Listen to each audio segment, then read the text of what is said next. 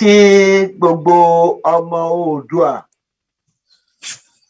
ti ilẹ̀ Yorùbá káàkiri àgbáyé ẹ kú ọjọ́ òní, ẹ kú àkókò ẹyọ àsìkò yìí o, ìgbà yìí á sàn wá o, ayé á dùn fún gbogbo wa jẹ o, àlàáfíà o.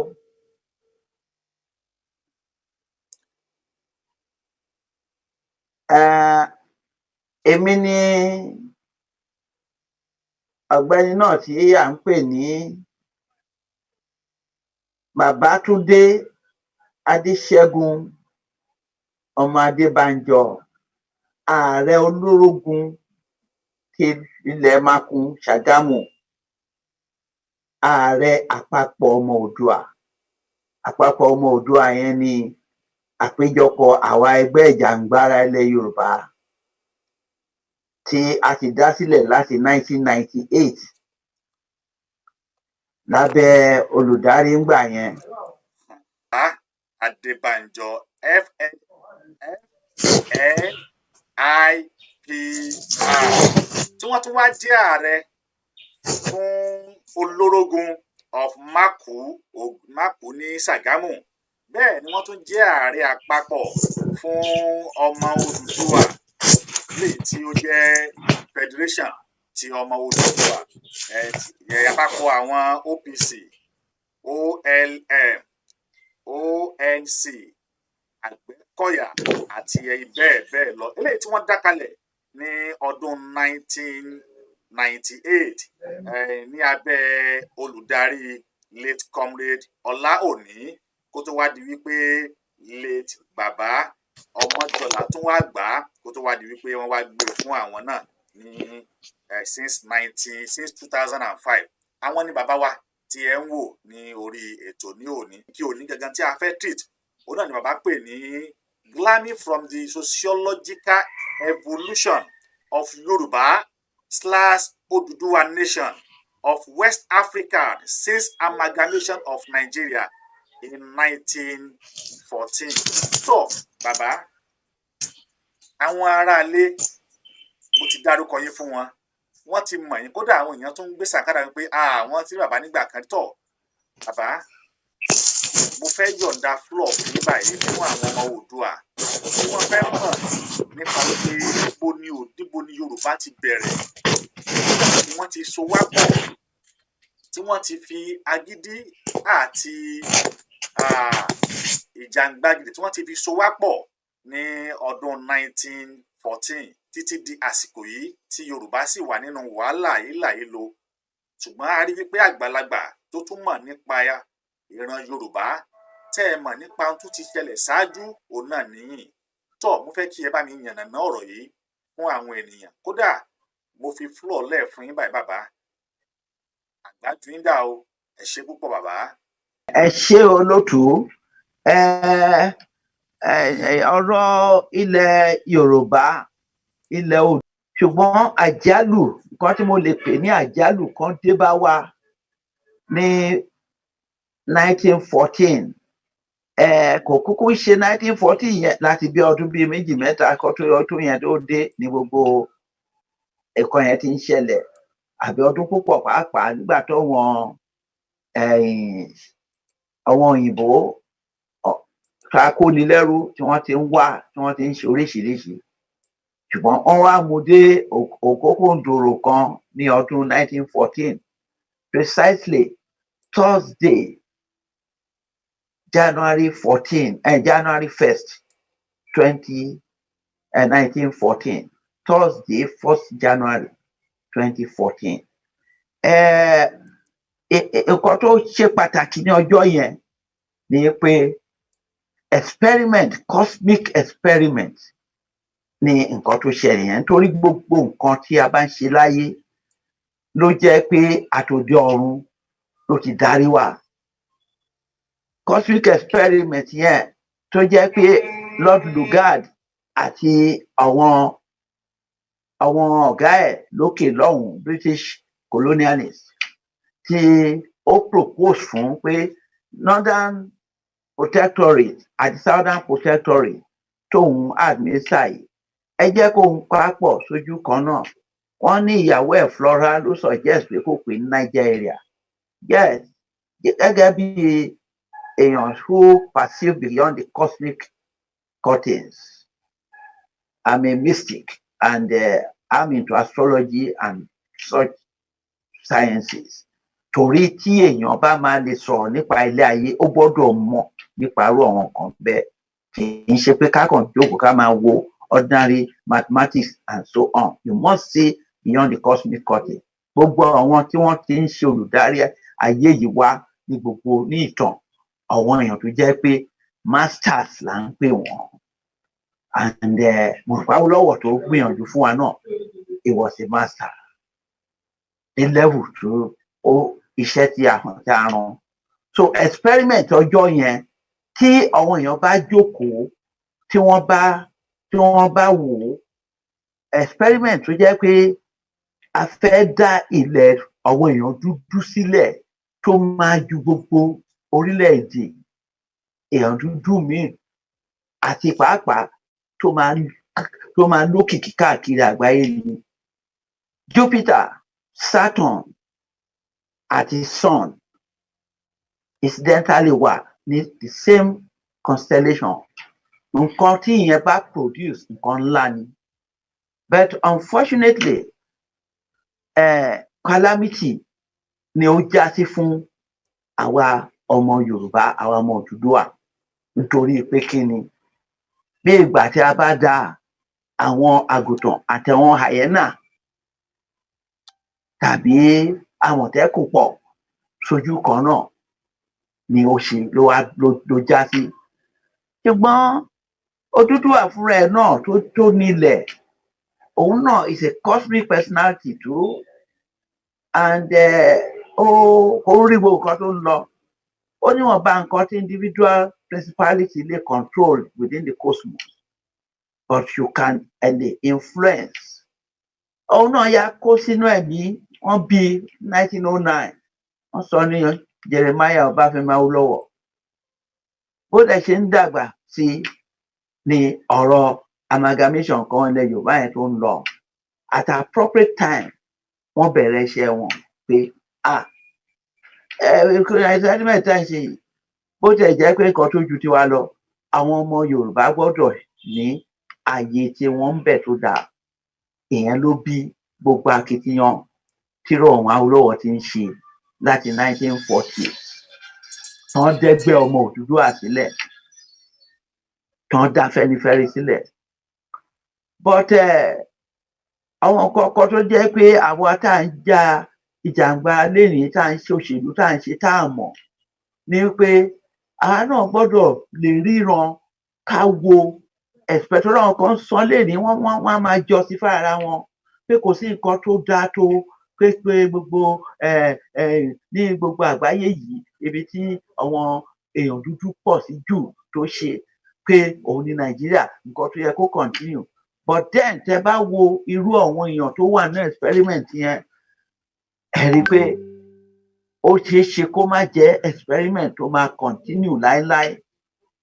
Mi ò dẹ̀ ṣaláì wò ó, mo wòye wípé àwọn òyìnbó tí wọ́n kó wa pọ̀, àwọn British colonialists, as far back as about 1946, ó dà pé wọn náà realize pé àwọn èèyàn tó ń pé àwọn colonial masters wa pàápàá, as far back as 1946, wọ́n ti realize àwọn kọ̀ọ̀kan tó jẹ́ pé ẹni tó bá fojú inú wo inú wa ló lè mọ̀. Wọ́n ń wò pé ó ṣeé ṣe kán rà bí má ṣe pọ̀ tó fa 1946 Richard's Constitution. Richard's Constitution ló kọ́ gé wa sí mẹ́ta. It was no longer northern territory kankan, which was a kind of one geographical expression which Awólọ́wọ̀ ṣe describe gbà kan, which is correct. Wọ́n pín wa sọ́nà mẹ́ta: northern region, eastern region, western region. By 1951, McCarthy Constitution ó bẹ̀rẹ̀ implementation that new level of experiment. A ní ìjọba tilẹ̀ Yorùbá ti South West, àwa Yorùbá títí lọ kan Ẹdó, nítorí àwọn Ẹdó ọ̀tàn wọn wà. Ẹnìkan ló ń sọ̀rọ̀ lórí tẹlifíṣàn lánàá, ó dàbí Nnamdi Kanu, gbà tó sọ̀rọ̀ ó classify àwọn Edo mọ́ àwa Yorùbá as one nation and western region tá a wà ńgbà yẹn ó dùn fún gbogbo wa àwọn ọ̀tá wa yìí náà after tá a ti gba tá a di republican status ni wọ́n create midwest out of wọ́n fi ṣèkà fún wa ni àwọn tó ń pọ̀ yanturu lọ́hùn wọn ò pínra wọn àwọn middle belt fẹ́ kàn pẹ́ wọn àwọn adámáwá wọn kọkàn àwọn ẹ̀bàrún wọn prefer láti wà ẹ̀sọ́tọ̀ wọn ò pínra wọn lọ́hùn wọn tún wá kí wọn àwa tí wọ́n ń bí that's by the wayside ṣùgbọ́n gbà tí ìjọba south west yẹn wà kọ́kọ́ tí a mọ̀ èmi ò àárín táyà náà bírú wa 70 làwa wà sí àti ìwọ etí ọ̀tán ti wọ etí ló jẹ́ pé ìwọ̀n àwọn ọ̀pọ̀lọpọ̀ ọ̀tán wọ etí pàápàá àwọn tí wọn ò lè sọ sítórì yẹn púpọ̀ jù pé kan gbọ́ báà náà ṣe mọ̀ ilẹ̀ Yorùbá south west yẹn ó ní autonomy ẹ̀ ó ní constitution tiẹ̀ ó ní coat of arms ó tún ní what could be regarded as embassy bí wọ́n ti ẹ̀ pé ní embassy tí wọ́n pè ní something house London which was 9 Northumberland Avenue ti federal government take over as our embassy nígbà tá a gba òmìnira tá a di independent country. So that has already prepared in my own conservative estimation. The British were preparing us to be 3 countries. We now had a volition. We had a choice to struggle. That is why, yes, I'm on our own. Ibi tí èmi ti rò pé àwọn bàbá wa ń gbà yẹn wọ́n miss kíní ẹ̀ nìyẹn. A lè fi gbogbo ẹnu jẹ̀bi fún wọn torí circumstance wọ́n gbà yẹn àmọ́ ṣùgbọ́n nígbà tá a náà ń ṣe àti pé ayẹtọ́ pínpín àwọn kan ṣaláìwà ń gbà yẹn irú bírò àwa ṣe wà lẹ́yìn ìsìn tí a máa sọ pé tá a lè sọ pé báyìí ni tọ́wọ́n kan ò ní lísìn sí tọ́wọ́n dẹ̀ náà tó dẹ̀ jọ́ ọ̀nà jẹ́ majority àwọn kan wà ń gbà yẹn náà tó jẹ́ pé wọ́n máa mú ẹja rẹ̀ pé ṣé kí a ní afẹ́ lọ on our own. So after all sí Ghana kékeré ń bẹ̀rẹ̀ bá lè the full independent nation ní 1957 tó they were Gold Coast wọ́n change sí kíní on the independent nation. An experiment tó tún jọ tiwa Nàìjíríà ní East Africa Tanzania Malawi Zimbabwe kankan lọ́hùn Zanzibar whatever wọ́n fẹ́ àwọn òyìnbó fẹ́ ṣerú federation yẹn lọ́hùn but Kamuzu Banda ti Malawi ó ja ìjà yẹn kanlẹ̀ ẹni tó wà nínú ipò tó Awólọ́wọ̀ wà lọ́dọ̀ àwa ní ìlú yẹn nìyẹn wọ́n ja ìjà yẹn kanlẹ̀ Malawi wà lẹ́yìn nítorí pé tí wọ́n bá ti rọ́ wọn pọ̀ bóyá irú jágbẹ̀jàgbà tá a náà rí Nàìjíríà lẹ́yìn òun là bá rí so tí ó bá jẹ́ pé àwọn leaders wa tí sometimes máa ń wà bóyá èèyàn wọn bóyá sarcastically máa ń wò pé bóyá torí pé Awólọ́wọ̀ ti kàwé púpọ̀ jù because sometimes ó dáa ká kàwé sometimes ó lè kàwé púpọ̀ jù nítorí pé kéde the level of your education ó máa influence Awólọ́wọ̀ read commerce and so on òun náà ń pè economics and so on lọ́jọ́ ìní. So there was tendency kó lè kó máa wo large something large àwọn àpọ̀ large market yẹn kì í ṣe advantage ta ìṣe ṣe fún àǹfààní tiwa fún àǹfààní British tó fẹ́ máa tajà ẹ̀ ní. Àwa ilẹ̀ Yorùbá fúnra wa ilẹ̀ Odùduwà ó Ọlọ́run ti dá wa pé pérépéré fún gbogbo nǹkan a ní 23 sub-ethnic groups that is enough diversity. A ní omi òkun tó lọ rẹgbẹsù fún wa láti provide sí advantages fún wa a ní ilẹ̀ ọlọ́ràá a tún ní ọ̀pọ̀lọpọ̀ ìṣúra òun rántí wípé ní ọdún 1994 tí mo dá ẹgbẹ́ Oòduà militant group kìíní sílẹ̀ Oòduà Liberation Front tí mo dẹ̀ fi ìpò yẹ kí n jẹ́ kí àwọn àgbààgbà mọ̀ nípa ẹ̀ tí mo lọ present ẹ̀ fún àwọn fẹ́rẹ̀fẹ́rẹ̀ leaders lọ́ndà bàbá Ajásin. Bàbá Ajásin take project yẹn seriously enough débi pé ó establish ó constitute a panel of some professors kí wọ́n lọ wo gbogbo nǹkan tá a nílẹ̀ Yorùbá wọ́n dẹ̀ give report fún èmi ò mọ̀ pé ó ṣe nǹkan tó bẹ́ẹ̀ but nígbà tí n fẹ́ máa lọ sí ìdíbẹ̀ tí mo jẹ́ tó máa sá lọ sí exile ní 1995 bàbá Jásí fún mi ní kọ́pì ẹ̀. Mo rántí ọjọ́ tí mo mú jáde nígbà tí èmi àtúnyẹ̀ náà kò sọ̀rọ̀ nílé ẹ̀ nígbà tó wá bá wa l'Amẹ́ríkà. Ó ní bàbá fún ẹ ní ẹ kó mú kọ́pì. Mo ní yes. Torí nǹkan tí bàbá ṣe yẹn bàbá ó realize torí àwọn reasons tẹ̀mí ní láti fi dá Oodua Liberation Front. Oodua Liberation Front yẹn ni a dẹ̀ transform sí OPC ní 1996. Story yìí lè débẹ̀ yẹn ti máa fi sọ torí àwọn kan ti lọ ń celebrate the 25th anniversary OPC ní 2 years ago. Around this time ló yẹ kó máa around April May this year ló yẹ March April May this year ló yẹ kó máa celebrate ẹ nítorí pé kí ni gbàtẹ́mi sá lọ sí exile 1995 January 24 1996 ní bàbá Mọ́jọ́lá ló wá sí Amẹ́ríkà wá bá òun àti bẹ́ẹ̀ kọ́ra San Kuti nígbà June 12 yẹn ọ̀hún náà máa speak jáde. They took a lot of risk. Yes, I salute them. Ìyẹn ló jẹ́ pé táwọn kan bá ń sọ̀rọ̀ ilẹ̀ Oodua nation kankan lénìí wọ́n gbọ́dọ̀ ṣe bá fún wọn tó ń ti jagun sẹ́yìn tó ń ti kú sẹ́nu ẹ̀. Bàbá Mọ́jọ́lá bẹ́ẹ̀ pé ẹ̀kọ́ra San Kuti à ń sọ ọ́. Bàbá jẹ́ mọ́kàn tí wọ́n lọ gba certificate Oodua group bíi tí mo ti dálẹ̀ l'Amẹ́ríkà ń gbà wọ́n dọ̀hún Oodua Nations People International Council. Mo lọ gba certificate ẹ̀ ní corporate affairs something wọ́n jọ ẹ̀ mo dọ́fíìsì mo bá bàbá Mọ́jọ́lá. Mo dẹ̀ ṣe fi hàn lónìí nǹkan tó ń bá wà ọ̀tọ̀ but OLF tó dálẹ̀ ní Nàìjíríà tó fi dẹ́n tó sá wáyé àwọn ò mọ how to go about it ìkọ̀kọ̀ mo ṣe advice mo lo advice ẹ̀ kọ̀ọ̀kan pé báyìí mo ti àwọn ọ̀fẹ́ náà horo mọ̀ ń pa ẹ̀ Ajásí mọ̀ ń pa nígbà tí ó ti ẹ̀ tó di pé mo ń láti máa sá lọ kúrò nílùú bàbá out of the 255,000 naira tí owó ticket níjọ́ àyẹn bàbá Ajásí those are leaders. He sorted 150,000 for me. Toro bọ̀ pé iṣẹ́ ìlú ni mo ń ṣe òun náà máa lọ máa ṣe lọ́hùn and so on. So mo ló dẹ̀ padà wálé ó feedback fún ẹ̀náhùn wọn lọ bá ẹ̀fà Ajásí tán pé bàbá Mọ́jọ́lá fàṣẹ̀hún tán ní iṣẹ́ tọ́mọ yìí bẹ̀rẹ̀ kó tó ṣe ẹ̀ gbọ́dọ̀ jẹ́ ó bàjẹ́. But there was need to change the name. Because Oodua Liberation Fronts in those days were usually confrontational to government.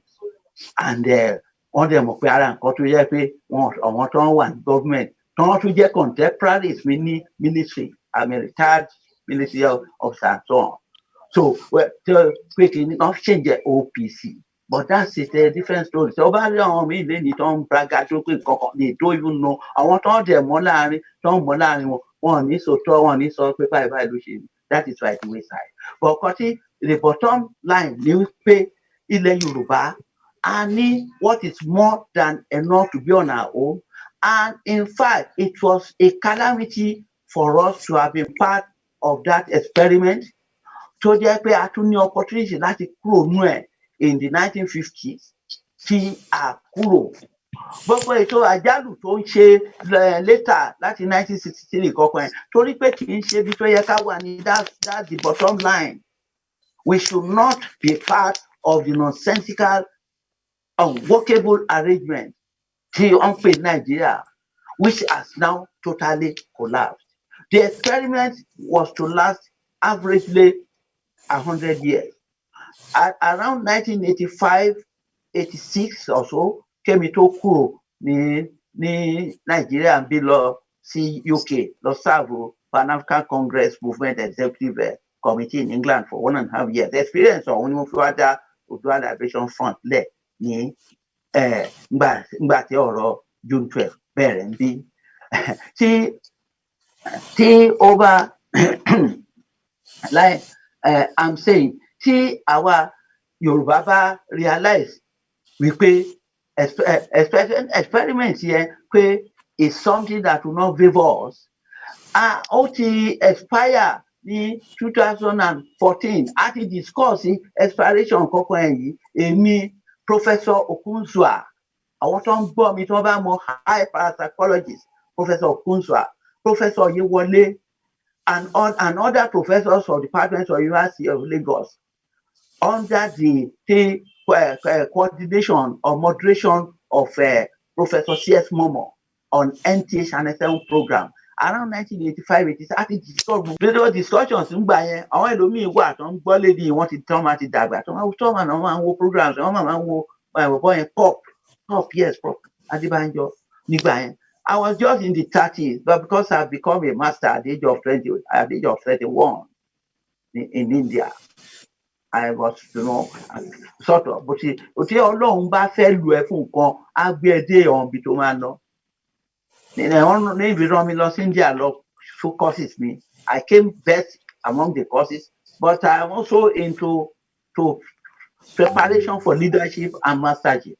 So, tí ọ̀rọ̀ ilẹ̀ àwa Yorùbá, ó gbà wípé kí àwọn àgbààgbà kí wọ́n jókòó pọ̀, kí wọ́n reason pẹ̀lú ra wọn, kí wọ́n understand wípé nǹkan tá a kó sí yìí, nǹkan tí ò yẹ ni, how do we get out of it? Kì í ṣe àtàrí àjànàkú ni, kì í ṣe ẹrù ọmọdé. Ṣùgbọ́n unfortunately, àti bọ́ sí àti bọ́ one chance, especially since 2015, tó jẹ́ pé ẹni tẹ́mi bí ní ìpè òun ni Uthman Dan Fodio tó wá ní 1804 láti wá install Islam into this geographical spread with the aim of conquering up to the Atlantic. He has come back in the form of Muhammadu Buhari, is the reincarnation of Uthman Dan Fodio.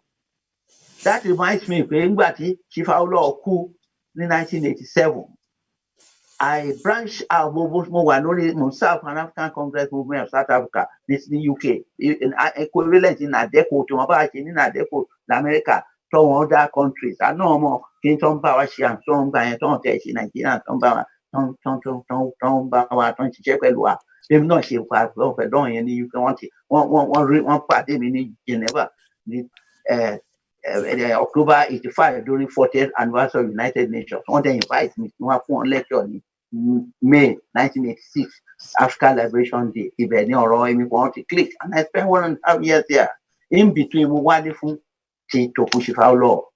Ìgbà tá a ń ṣe ti preparation kó Awo-Olorogun yẹn, our realizations coming to me. I was forced to issue a statement. Tí mo title ẹ̀ ní Awo was great but failed. Mo dey analyse ibẹ̀ pé under his leadership, the Yoruba should not have. We could have done like Bakamusu Banda of Malawi and be on our own and so on. Èmi lè sọ pé àtìgbà yẹn lèmi ti wà lẹ́nu wípé kí Oòduà nation kó wà. Every propensity me and thought of has been towards that. So àwa Yorùbá, àwọn Igbo máa kí ìṣó àgbà mi, a ní eléyìí Awo-Olorogun disappoint ọwọ́ nǹkan kan. Mo rán àwọn kan sọ̀rọ̀ recently nípa pé look at Ojukwu. Abacha rán Ojukwu wá sí America nígbà tá a wà ní exile. I think that was sometime 1996, later part of 96. Òun àtànẹ́ni and a consortium of them. Wọ́n ti kọ́ fowó bá àwọn kan jẹ́ ní US tó wọ́n tó yẹ kọ́ arrange kìíní yẹn. Ọ̀yìn arrange ẹ̀ débi pé wọ́n ti invite àwọn ADECO síbẹ̀ rárá. That was at National Endowment for Democracy something. Something Hoffman ni ló coordinate ẹ̀. Èmi kò gbọ́, just like when ẹlòmíì gbọ́ program yìí lẹ́yìn sí tó ń rí lórí kìíní tó ń join wa. Èmi dẹ̀ lọ síbẹ̀ because I was the national director political affairs of the Social Democratic Party in Nigeria. Kó tó rí pé àdìbò kìíní bí wọ́n ti fún wọn ní káàdì wọ́n mọ̀ pé tó yẹ kó wà ń bẹ̀ ni mí. Mo dẹ̀ wọlé ni mo bójúkú tó ń pààrọ̀ oríṣiríṣi mọ́ Awo-Olorogun. Ẹyẹ gan mo bá tó ń sọ̀rọ̀ lọ́wọ́. Tí n bá dẹ̀ ń lọ sọ́wọ́n bí yẹn nígbà tí wà lọ́hùn, máa múra fúlù agbádá mi gẹ́gẹ́ bí ọmọ Yorùbá. Màá tún gbé ìtàgbé mi gẹ́gẹ́ bí olóyè. Màá tún fi sí èjìká mi ti bá wọnú ilé yẹn. Àwọn American intelligence and leadership àdáta wọ́n mọ̀ mí. Gbogbo àwọn meeting ṣáṣí wọ́n mọ orú àwọn statement máa ṣe ń bẹ̀. Mo ṣe bó ṣe sọ̀rọ̀ tán tí mo yọ ọ́ báyìí. mo jẹ́ pé kóòtù ní gbogbo wọn wọ̀ wọ́n pè mí ni bí n bá blast yẹ dáadáa sọ fún pé wá ń bí Awolowo was not part of your body and so on. Nbo ló ti ṣàgrímẹ̀ pẹ̀lú ẹ if the man as an elder statesman tó wá sí ìlú yìí tó dẹ̀ rí situation yẹn as a human being some press dẹ̀ interview ẹ̀ ń gbó máa sọ̀kalẹ̀ ní airport so well if the federal government will be careless enough láti allow east to go the west will go it's a cautionary something to the government in power at that time. That's not a pledge to be part of you. Is that why he left the Ade-Banjo, Efiajuna, àwọn tó ń ṣe first school till 1966 tí wọ́n tó exclude they excluded you because ọmọ millionaire ni they could not trust you àwọn ọmọ àkẹ́bàjẹ́ that's why they excluded but ìwọ ló function kù yẹn ìwọ ló bẹ́ẹ̀ bí ní military man tó get ẹ̀ tó jẹ́ kọ́ wọn leaders is more tán yẹn mi tí wọ́n fi pa wọ́n and so on.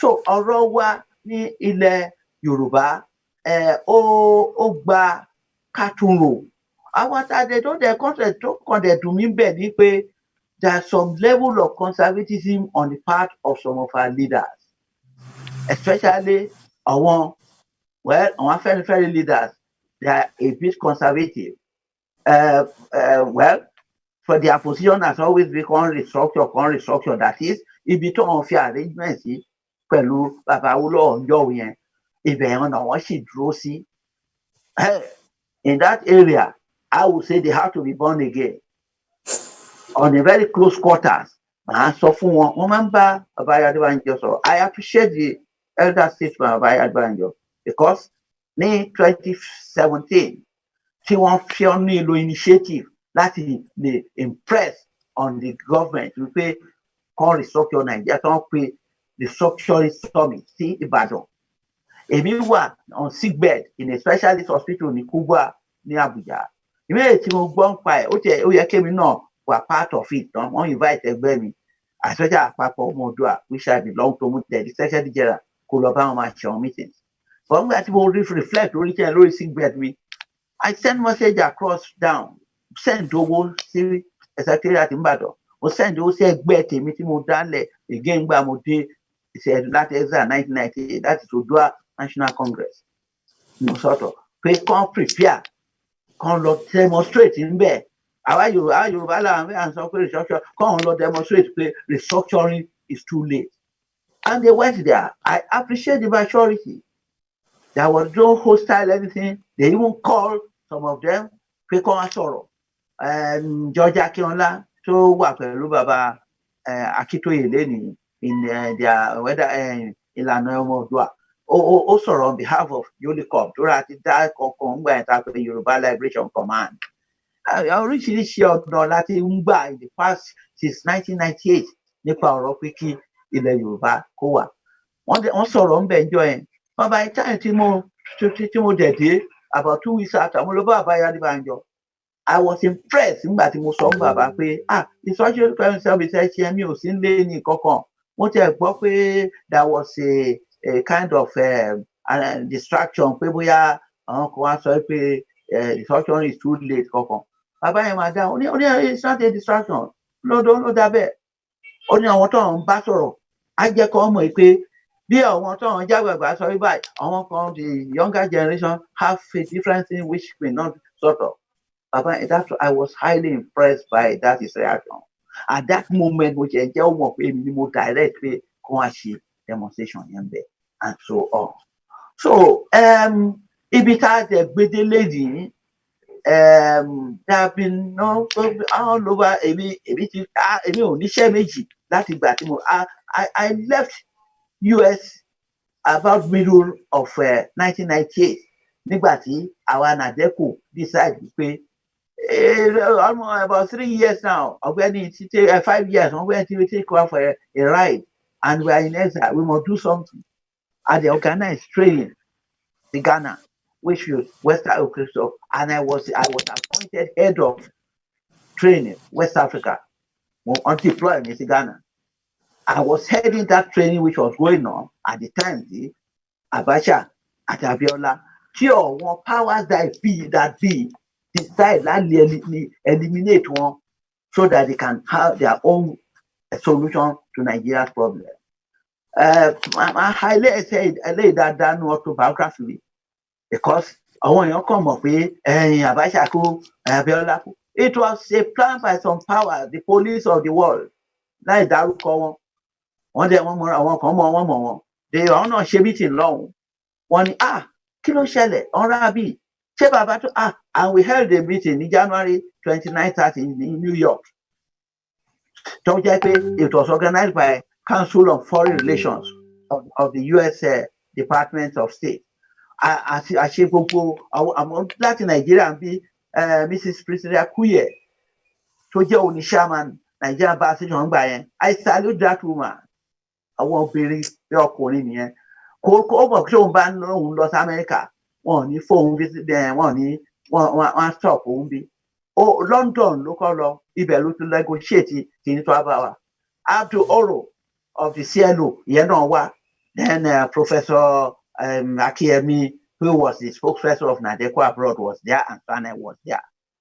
I remember by time Ambassador Perkins, the chairman of that special program, which was focused on Nigeria. America felt that this matter sort of. By the time she on Sunday stage come around 3:30, Toma tó ṣe tán. Àgbàdá mi mo wọ̀ pẹ̀lú Ṣàkí Olóyèbí ní léjìká mi gbẹgbẹgbẹ. Mo yọwọ́. Chief, what do you want to say? I thank the American intelligence and leadership here for being interested in Nigeria's affairs, my country's affairs. I also take note at the time we started this wahala 5 years ago, 1993, American investment in Nigeria was 3-point-something billion. And today, January 1998, it has risen to 7-point-something billion.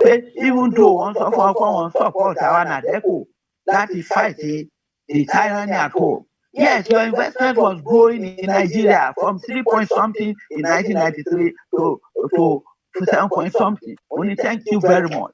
Only, but I want to say something now. Let everybody take note. In Nigeria, we used to say something, they call it talking grammar.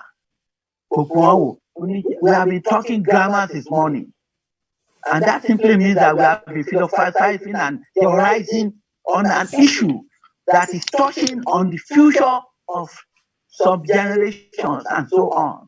Well, take note that some people who are directly affected will also be somewhere thinking another method.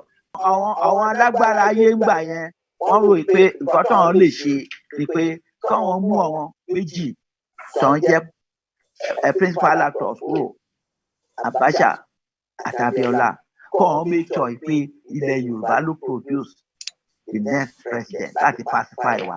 Kì í ṣàwa Nigerians là ń rò yẹn àwọn tí wọ́n moderate látòkè ni wọ́n dẹ̀ mọ bọ́n ṣe influence wọn. Èèyàn náà take note fáwọn èèyàn kan wọ́n wà nítòsí wa gbọ́ngbọ́n nígbà yẹn. Former President Carter was always around Abuja. Collins Powell, the chief of joint services, was always around us and many things like that. Well, that is their own way of providing solution rather than pay who scatter at that time. But unfortunately, anything wọ́n yàtọ̀ ṣe ní handover fún gbà yẹn Absalami. Ìyẹn prefer kó jẹ́ somebody like Bola Ige. Ghana mo wà but gbogbo nǹkan tó ń lọ nílé ni mo take note. Ẹ ti asáré sọ fún yẹn pé kó lọ́wọ́ prepare. Ṣùgbọ́n alágbára ju gbogbo wọn lọ tó wà mí náà. Ìyẹn ti a sọ fún ọ pé no. Bola Ige yẹn kò lè ṣe kinní fún wa ní kinní. Ẹ jẹ́ ká lọ Ọbásanjọ́.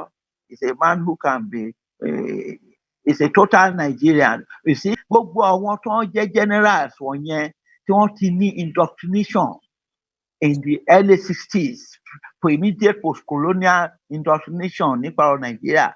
Ó difficult láti bá wọn sọ̀rọ̀ pé kí Nigeria break. Not even Ọbásanjọ́ tó jẹ́ pé òun ni Philip Effiong tó hand over fún nígbà tí wọ́n ṣe tí wọ́n ń ṣe sọ ogun Biafra so irú wọn ọ̀n lè trust wọn òun ló ṣe fúnra ẹ̀ lọ tó lọ bá Ọbásanjọ́ tí yẹn sọ pé then at the end of the day ó rán àwọn tó mọ̀ pé ó lè bá Ọbásanjọ́ sọ̀rọ̀ wọ́n bá sọ̀rọ̀ and but unfortunately the Yoruba leadership at that time, which is Afenifere, which I belong to, I become part of Afenifere fully in 1994. And so we later. Leadership will not support Obasanjo, maybe because of antecedents and so on. But then, by the time to Debe, there are some leaders of Yoruba who also monotically láàrin time tó wà ń bẹ̀ ládá Yoruba Council of Elders sílẹ̀, and one of the 5 people to sit down at the Yoruba Council of Elders sílẹ̀, even though I was just around 50 something there, Baba Adewale something.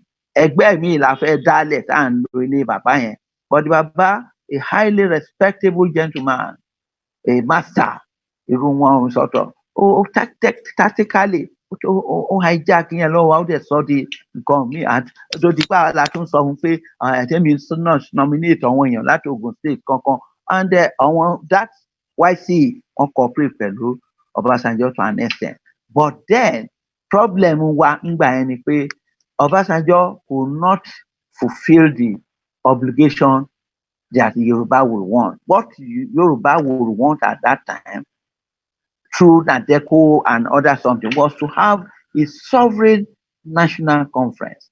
Actually, nígbà tó ń pa Abacha kó tó di pé wọ́n dẹ̀ pa Abiola, arrangement tó ń lọ tó jẹ́ pé mi ò fẹ́ dárúkọ àwọn èèyàn kan bíbá máa embarrass wọn, wọ́n sọ̀rọ̀ wọ́n ti arrange Mbeki would like to host us to a meeting in South Africa, ditto Egypt, káwá ṣe meeting gbà yẹn. Ṣùgbọ́n àwọn kan láàrin àwọn leaders wa náà tó jẹ́ pé they are ambitious, just like some people are ambitious today that they don't even look at the implications of continuing with Nigeria. Mo sọ̀rọ̀ níbi kan lórí first of ọjọ́ kan. I hope we don't have a very sorry case of 2 ballers, because a baller was drunk with ambition at a certain time. At the end of the day, mounted the back of a tiger that turned back and swallowed it. Another baller is in the same trail now. Well, bí òwe là gídìgbò ọlọ́gbọ́n ní jó ọmọràn nísìnyí mọ̀ ọ́. So kò sí nǹkan tó dáa púpọ̀ jù kí èèyàn, however powerful you are financially, spiritually, whatever, to synchronize, to mellow and synchronize into the will of your people. Not necessarily to want to coerce your people into your will. Not at all. Not at all. You can let your people know what your own desire is. But if the people say, democracy gone here, the people's wish. And the people's wish, voice there, voice popular, voice there. Oh, one way, you know, one long. Oh, ilẹ̀ Yorùbá, bó tẹ̀ jẹ́ pọ̀pọ̀lọpọ̀ àwọn ọmọ tó ń ṣe Yorùbá nation káàkiri, wọn ò mọ ibi tó ti ń bọ̀, ibi tó dé, ibi tó ń lọ, bírò àwa yìí. They are fulfilling an obligation, a service tó jẹ́ pé ó ń dùn mọ́ wọn tán ni wá nú. For instance, I did not contend to become Aare-Apapo-Omo-Oodua.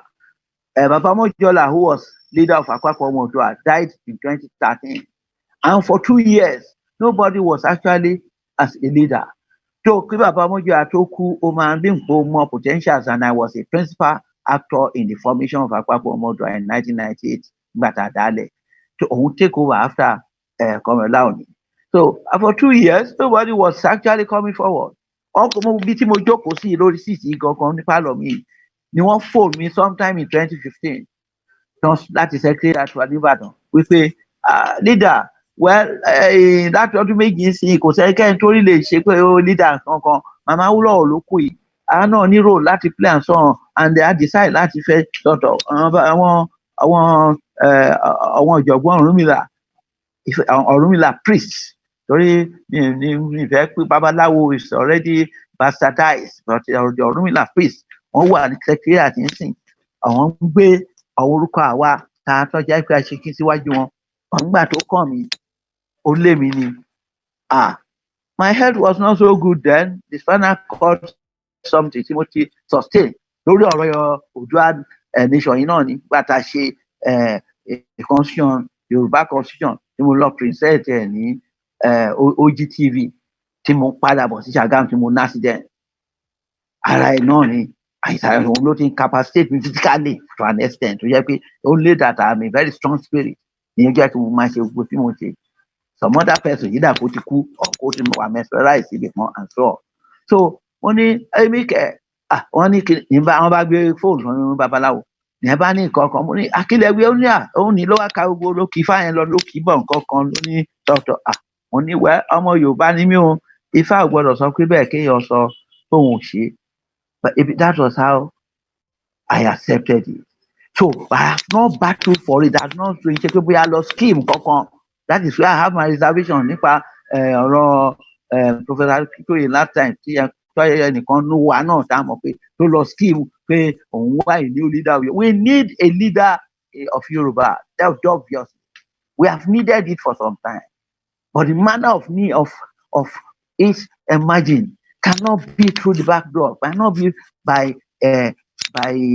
scheming of some parochial selfish individuals so jẹ́ pé motive wọn ó yàtọ̀ it's not for the overall benefit and that is why the whole thing collapsed within the shortest possible time ẹni ẹ̀kọ́ abá mi ń bí báyìí mo ní yẹ lọ ní sùúrù àmọ́ fún Afẹ́nifẹ́re wọn ní problems and so on ẹni tó lead wọn bẹ́ẹ̀ ó ti báyìí but Ọba Ade-Banjo is trying to sort of èmi ti ń attend meeting wọn sí let's sort of but some people are very impatient.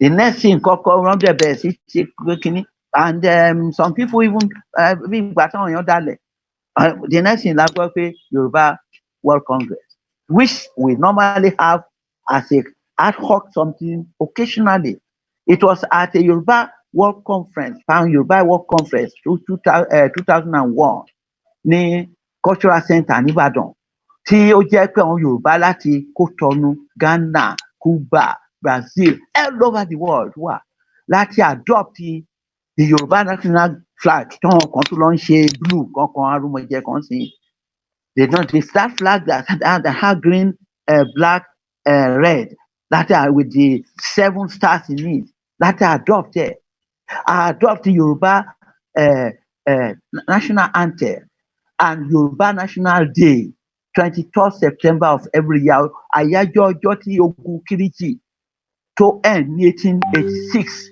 òun nìyẹn and by the grace of God èmi tí mo sọ yìí ni mo move motion jọ yẹn from the high table Baba Mojola call me pé Pop please come and move motion for adoption of this something and I moved the motion and it was accepted anybody tó bá lóun kí àfọ̀nrọ̀lẹ̀ Yorùbá tó bá undermine effort wọn àwa tá a ti wà lẹ́nu láti jọ a kàn rí pé wọn kàn ń domi sínú apẹ̀rẹ̀ ni yes mo sọ yẹn àwọn ọ̀run pé àwọn ọ̀run gbà bẹ́ẹ̀ whatever you are doing never undermine the labours of the heroes past kò sí bó ṣe lè. bó ṣe mọ̀ wá sí láwùjọ we are still far back what do you think that is the problem.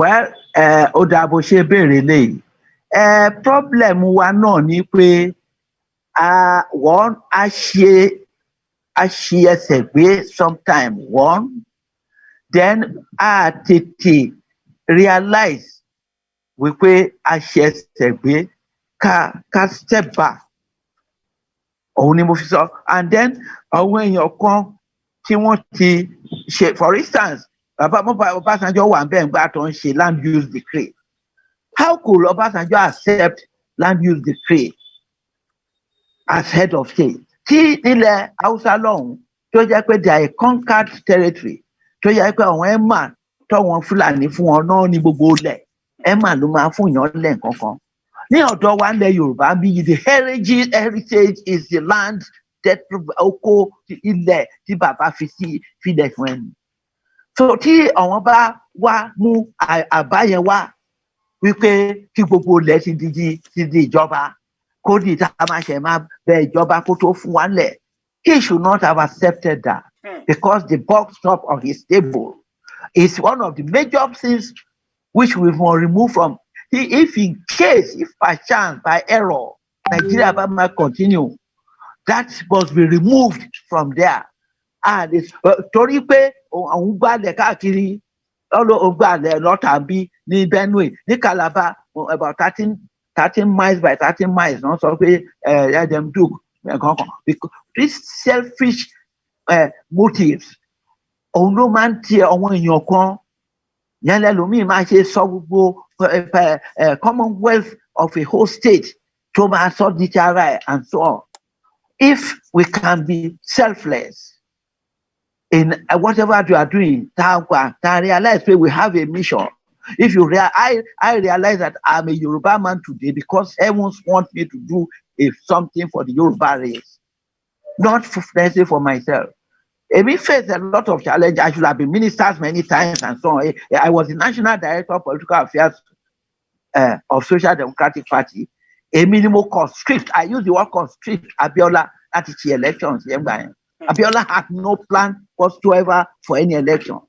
But Babangida in his Maradona system and in collusion with Onwokon, Oti dissolved the national executive of the two parties. And Oti only 1 week. They come new people, come work, come ṣe primaries. Primaries, see, àti tó ṣe pé kí àwọn èèyàn tó wà nínú party náà ṣe kọ́tà ṣe tẹ́lẹ̀ àwọn kéèyàn kan máa make kéèyàn máa ṣe kí wọ́n náà sọ̀rọ̀ púpọ̀ jù ẹni tó jẹ́ kí ojú Babangida ṣe yẹn pàápàá mo mọ̀ torí mi mo kọ report tó ń lọ INEC. When he read that the report, only pop, if you wrote this 26 pages in 1 day and produce it, you must be a genius. There will conclusions. They prepare any they recommend that pé gbogbo àwọn tó ń ṣe primary wọ̀nyẹn kan ban wọn nítorí pé òun náà fẹ́ lọ contest and so on. Well, that is part of the problem, see, Tani. So, but by weekend, presidency produce forms and so on. What the code office really Monday. Emi and Professor Aare-Olorogun, who was later maybe 2-time minister, he was Minister of Aviation. He was Director of Research. I was Director of Political Affairs. Position Ebenezer Patopeli UPN as Director of Onimoni SDP. But the nomenclature was different because we are now more or less a quasi-government institution. Myself and Professor Aare-Olorogun and a few other directors, we are on level 17 something based on our qualifications and so on. But we are party leaders. SDP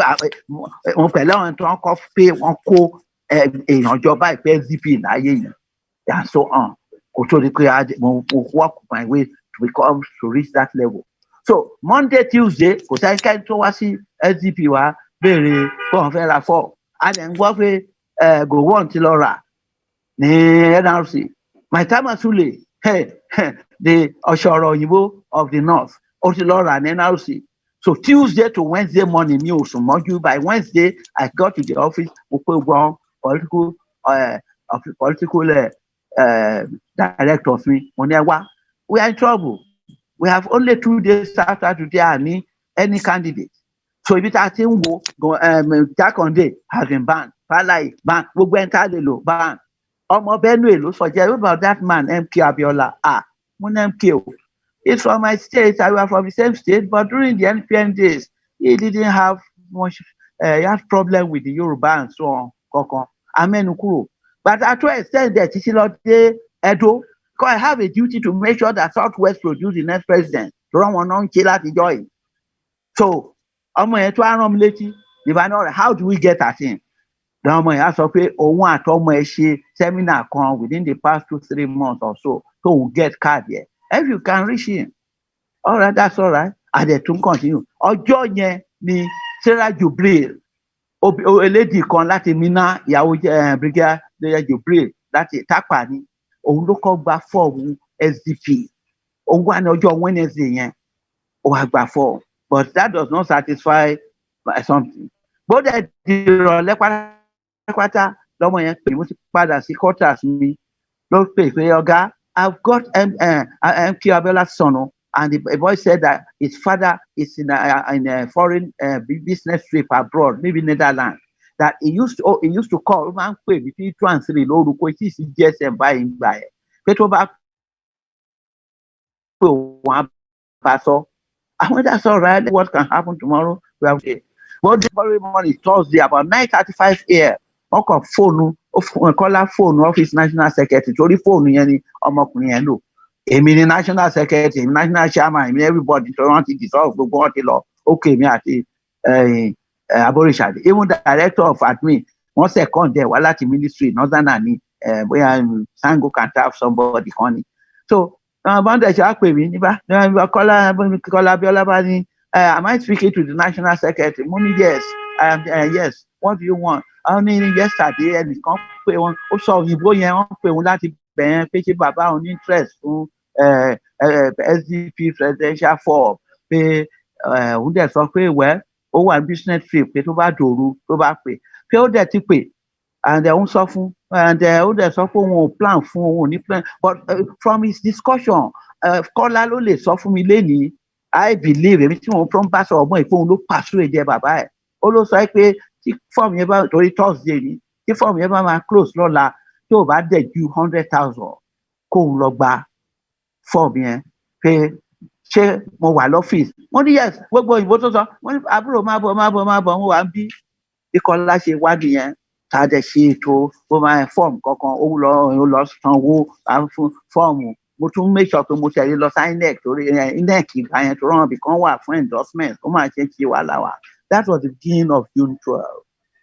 Bó dẹ̀ dé sí di wípé àwa kan tẹ̀ ń gbàwẹ̀ 40 days kó ṣáà lè jẹ́ Abíọ́lá nítorí àwọn tó ń ríran àwọn churches wọ́n wá sí ọ́fíìsì mi and so on. Wọ́n dẹ̀ sọ irú difficulties tí Abíọ́lá lè ní and so on.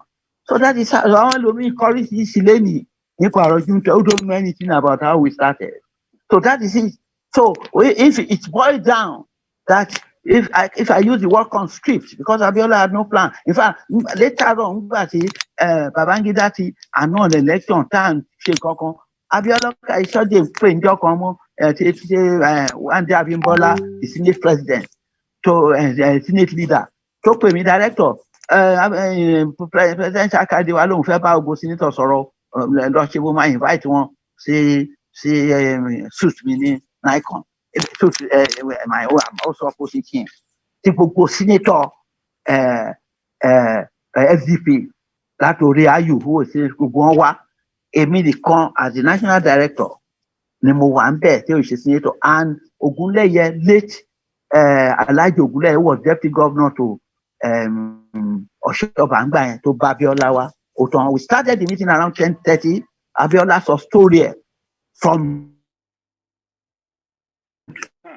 láti inú oyún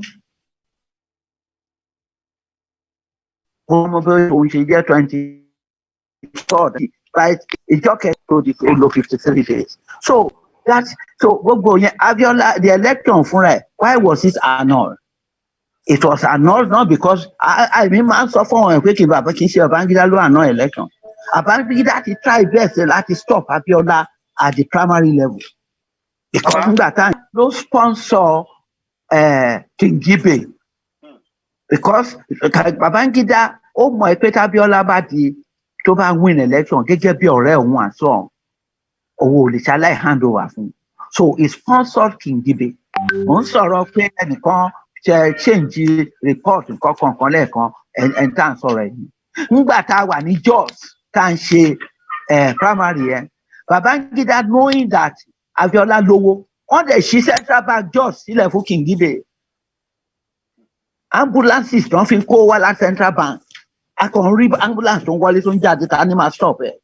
But because of my military background and so on a few days later I'm able to know that wọ́n kó wá fún King Gibe ni. Kó lè fi stand Abiola. And at the end of the day, Abiola got a higher mark, followed by King Gibe. And King Gibe, at that time, who stepped down for him, to fear when you want to. But those are some of the intrigues tó ti lọ sí ọ̀rọ̀ election but they are not ready fúnra ẹ̀. Abacha ó lọ consult pẹ̀lú wọn àgbààgbà Arewa. Abacha ti confront Babangida tó bá wà láyé kó sọ pé kì í ṣe bẹ́ẹ̀. Ó sọ fún Babangida pé when you were to take over in 1985 ó fún àwọn kan fún ọ ní ẹ̀gúnjẹ àwọn GOC òun bí chief of bóyá òun ní chief of army staff gbà pé ó wá bá òun dẹ̀ sọ pé no ṣọ́ lọ ọdún mẹ́rin kémi náà lọ ọdún mẹ́rin now you spend 8 years I want to hand over you must hand over to me. That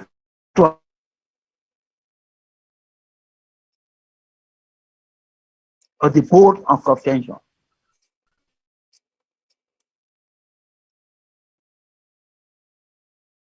So, in order to make Baba Olosumo, well, ṣé àìfẹ́ ká sọ̀rọ̀ délé àyè? Hello. Yeah, mo ń gbọ́ ìsà nẹ́tíwọ́ọ̀kì yẹn fluctuate mo ṣe ń bá yín já sí láàrin ẹ máa sọ̀rọ̀ lọ mo fi floor lẹ́ẹ̀pín lórí. All right.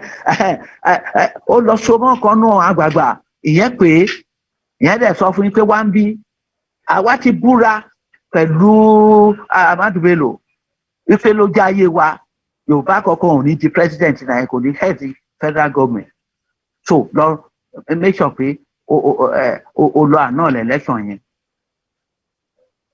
Ààrẹ Babangida sọ tó jẹ́ èèyàn kan mo yẹ pé mo I'm not moderating mi ò plead fún but àwọn nǹkan tèmi get nígbà yẹn gẹ́gẹ́ bí position mi yẹn ó ń bẹ̀rù international community and so on and so on ẹ rí i pé Babangida clever ẹ wò gba ọ̀rọ̀ kìíní jọ òun ọ̀rọ̀ IMF and so on at the end of the day kò gba IMF loan yẹn and so on even though ó fulfill on constitutionality is a person who knows what ẹ wo àwọn èèyàn tó yàn sí cabinet he had the types of Professor Akiyemi types of Olukoye Ransoku the president he had ẹ mọ̀ pé irú government tó ń rọrùn yàtọ̀ sí ti jàǹdùkú jàǹdùkú mi rọrùn yẹn ní 22nd yẹn kó tó di kó ń ṣèpàdé tán report ti dọ́dọ̀ bàbá yẹn pé ọgbẹ́ni yóò ní bọ́ọ̀dì o and so on and then tó ń sọ yẹn ó dẹ̀ gbẹ́mí mi lálẹ́ ẹjọ́ yẹn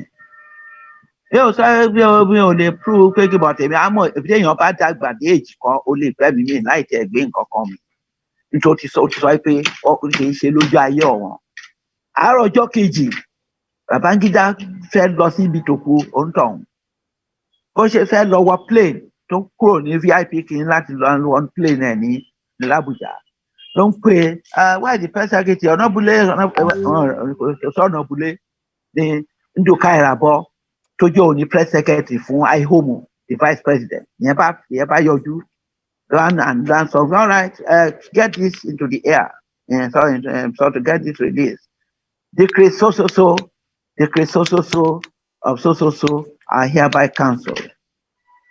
Nduka Irabor kọ́ kí yẹn torí gẹ́gẹ́ bí press secretary ó ti ní letterhead presidency lọ́wọ́ pẹ́pẹ́ ní iṣẹ́ yẹn ó dẹ̀ kọ́ bó ṣe kọ́ yẹn láì sẹ́nikẹ́ni ló sign ẹ̀ ni wọ́n ṣe photocopy ẹ̀ tó ń send ẹ̀ sí press houses nǹkan tó legitimize ẹ̀ ni pé news agency of Nigeria ọ̀nba in a short time copy dọ́dọ̀ ẹ̀mí lọ́fíìsì mi kò sáré gba National Assembly ìtumọ̀ eléyìí what's decree kankan lọ́ba ayu the Senate president ò tíì dé wọn lọ bá Albert Degoge late Degoge very respectable gentleman is a lawyer and he did deputy Senate president twenty dọ́dọ̀ ọ̀gá náà ń pè mí I represent the party those days party sí superior sí àwọn tán functionaries kì í ṣàyèsí tó jẹ́ pé àwọn tán bá ti yàn sípò dẹ̀ ti ju party ọtí ju gbogbo ìlú lọ it's not so there was sanity in the system. Degoge it's what I've seen kankan ìyẹn bá ní kan sáré lọ sí government press kan lọ kó on decree yẹn wá ìyẹn bá ní what's happening they have dissolved us even the National Assembly has been dissolved because by cancelling those decrees and so on ìyẹn bá ní ṣe ní sòrò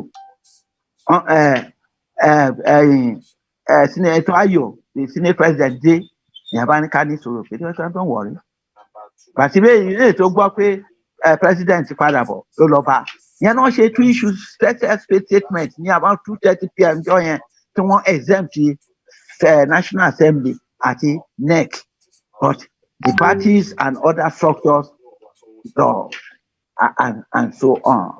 So èèyàn kan tó ń bá wa jà pọ̀ but it is not that a mọ gbogbo nǹkan yìí no matter but then àwọn èèyàn gbọ́dọ̀ mọ̀ tí o bá mọ ibi tí nǹkan ti wọ́ tó bá dọ́dọ̀ doctor gbọ́dọ̀ sọ gbogbo nǹkan tó ń ṣe kí doctor lè mọ àrùn ẹ̀ then you be able to know that we have ní any chance nǹkan tí òun náà 20 gbà tí Bọ́lá Tinubu tó ń bẹ̀rẹ̀ ọ̀rọ̀ APC kankan tó ń ṣe yìí. I remember that because of my health, After-Ishe, I'm a member of After-Ishe, which was headed by Tokunbo Jackson. It was in this parlor that he sent 3-man delegation headed by Tokunbo Jackson that lọ bá Bọ́lá Tinubu. Because tó ń ṣe yìí, ó bá lo half of resources tó ń ṣe ìfúnrọ pé káwa Yorùbá wà on our own. It will be better than sort of. In the first place, ó máa fún ọ ní nígbà tó máa fún ọ lápò ní ó lọ fún ọ ní ọjọ́ tó ń ṣe 40 days of anniversary Alhaja Mogaji. Sort of mama ẹ̀. And then one day enjoy ọ̀hún. It was almost bluffing them, but one lady who is an active lady, the lady is with Akitoye today, one of my disciples, because I'm not shouting him to the struggle one way or the other, sort of. Yẹn ló láti lọ dúró de lẹ́nu ọ̀rọ̀ ó fẹ́ fi wá síbi náà dúró de ẹ̀ náà and so on. If orí ìdúró náà ti discuss yẹn tó dismiss ẹ jẹ́ ká ṣe at the end of the day he spend money, resources and make that man the president only for that man to now ostracize him and now go and find his childhood mate Abba Kyari tó lọ yan as chief of staff. Tí ìyẹn ò jẹ́ kán appoint cabinet for 6 months. That's why we went into recession. It was because of no cabinet and so on. Our economy is small. That's why we sort of that one there. Ìyẹn ni master stroke of the Fulanization or whatever agenda. Ọlọ́run ọba àdúrà wa èèyàn ló jẹ́ kí ẹ̀kú tí ò bá ti kú á ní ìròkà máa sọ̀rọ̀ mi báyìí lẹ́yìn. Torí kan gbogbo plan wọn yẹn ó lọ́ọ̀lẹ̀ díẹ̀ ju kìnìún náà. But because kó tó di kókó wọ́n ti extend to Al-Qaeda and so on and really need that we are now surrounded. But unfortunately for us too, tó bá yẹ pé a máa ń reason if Yorùbá can reason along solution ni mo sọ yẹn if we can reason along and take ourselves serious.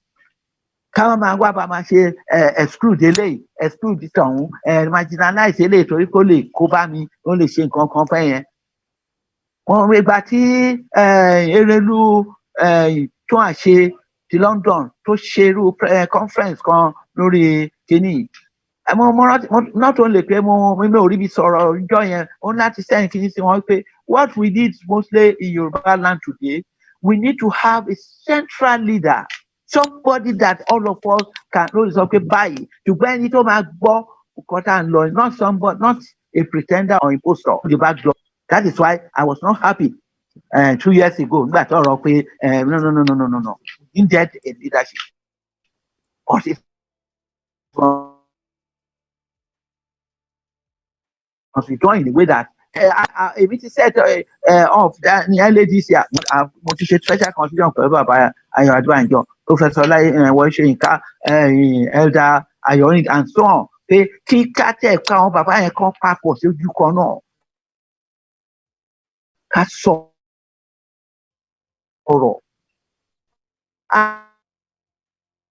àsọ̀kan fún ẹ̀rọ ìṣúṣà tí gbogbo wa máa lè respect not say one that to bring controversies. If there is a leader and there is controversies it cannot work. It shouldn't work or achieve anything really. Mahatma Gandhi led India because India was all seeing him as their leader. Mandela, he was in prison. They see him as their leader and the sort of. So we in our own case, we need somebody, a leadership. What is soft one lórí conference here na ṣe ń jọ if all right for instance èmi wà Ṣàgámù bí Sunday Igboho wá Ṣàgámù he never called but that dem bá fi àwọn nǹkan tí mo ti ṣe láti òun ló yẹ kó wá mi rí níbi tí èmi ti ń bọ̀ mo ti send mo ti phone mo ti send text message mo ti sọ èdè wọn of them just emerge wọ́n bá emerge irú àwa a rí wọn òun yẹn mo dìídì take ọ̀rẹ́ up pẹ̀lú bàbá Ade-Banjo. Or take care of it for issue and so on. Okay, it's a gem of an instrument for the struggle, but must be managed. Take note of the line, sort of. It can, you know, it must be there must be a work council, a kind of a leadership council. Don't report who. I read there, and they're going to discover kakiri because it can't live that bullshit. Àwọn tó ń nírò agbára yẹn kọ àwọn míì agbára ra míì oríṣiríṣi míì náà ní agbára oríṣiríṣi míì náà ní. Mo rántí lẹ́tà kan tí mo kọ sí Buhari ní 1984 December 1983 èmi fúnra mi contemplate a coup which was to be sponsored by late Dr. Bill Braithwaite. We were in the process. Àwọn intellectuals wọn iná ọ̀nà máa ń da one doctor Ọ̀jájúnẹ̀ tó mú wá láti káyẹn láti ṣáyẹn Russia tó jẹ́ director of something nínú kìíní Ben Obi ó ìwà láyé senator Obi Ọ̀jájúnẹ̀ Braithwaite èmi and discuss final estimation of what it will cost to execute kí Ọ̀jájúnẹ̀ tó sọ wọn sọ kan tí mo sọ pé what do you mean? I was still young then. Like you see, I wrote you, but at that time I was in my 30s. Me only cope with the pin if you want to let. I mean, I spent over my plan cool. A whole 3 weeks. You read it. The shield, the mosquito, because it's like I want to get on shame.